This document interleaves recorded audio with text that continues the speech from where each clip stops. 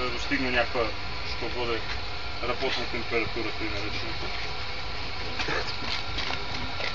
Ключа, можете да видите всички, е на 4 кг настроен в момента.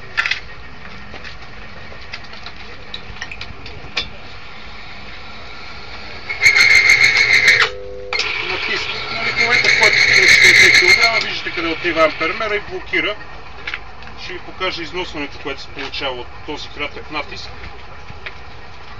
Доста е топло, защото и температурата е на ролката. Значи, това е, нали, изтриването при натиск от 4 кг.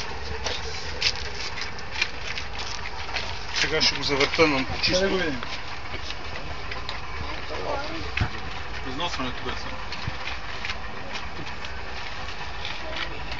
Сменяш ми позицията. Да, сменям позицията, слагаме на чиста позиция.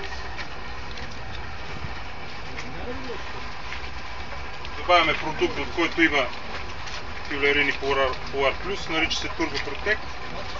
То е една идея по-слаба концентрация от продукта, който ние наричаме фюлерин. Мога и от него да сипа, който е малко по-концентриран.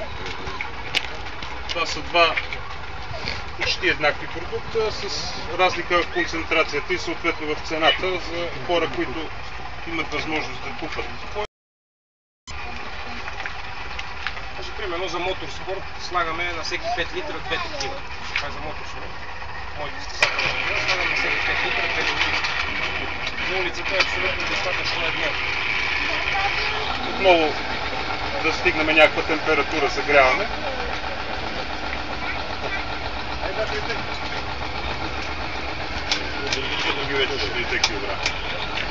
Тук не чак толкова температурата, колкото е по-висока температурата, толкова по-добре взаимодействие влизат от метала и по-бързо, но трябва да се трие за известно време. Примерно, когато третираме двигатели, 30 км са достатъчни, за да можем да източим маслото и да демонстрираме, че продукта работи наистина. 25-30 км са необходими, за да се трие предишно. Естествено, колкото повече работи, толкова по-добре. Колкото е по-висока температурата, също по-добре взаимодействие. Затова и примерно този продукт е наречен Turbo Protect, защото в турбокомпресора ефектът е най-осезателен, тъй като там температурата се дига почти мигновено. Ето вече разликата. Виждате, че нямаше никакво усилие на ампермера. Това е вече с Polar Plus, точка в точка. Това е без нищо в маслото. Значи отново ще го сложа на чисто. Продукта дори да се пресече маслото, сега ще насипа водичка. Пина да кажа, че може специално. Това е за ровер. Маслото. Да. Вече продуктът до известна степен, нали, е влезъл в продукта, така че в метала.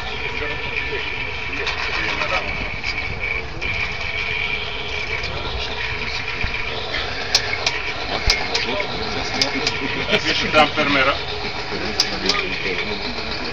Ще не мърси. Преди отиваше на 4. Ето износването е почти също.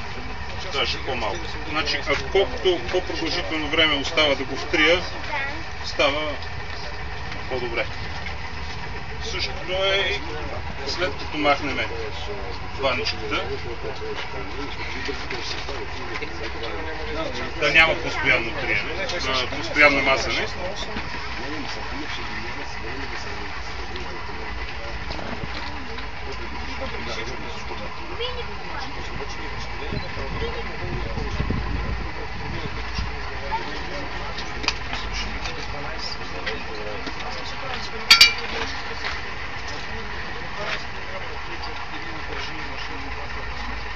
Дори да има и пресечинка, нищо къде не е.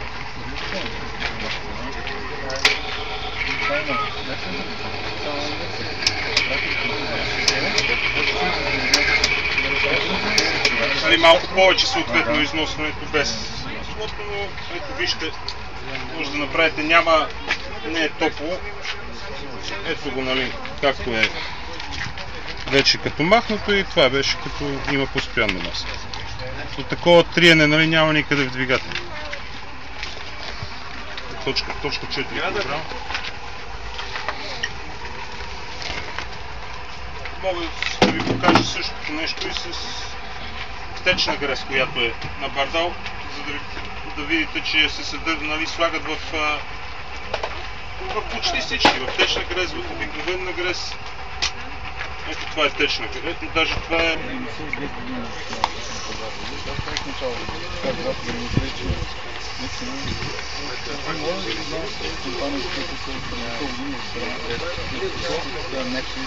конкретна област е силно.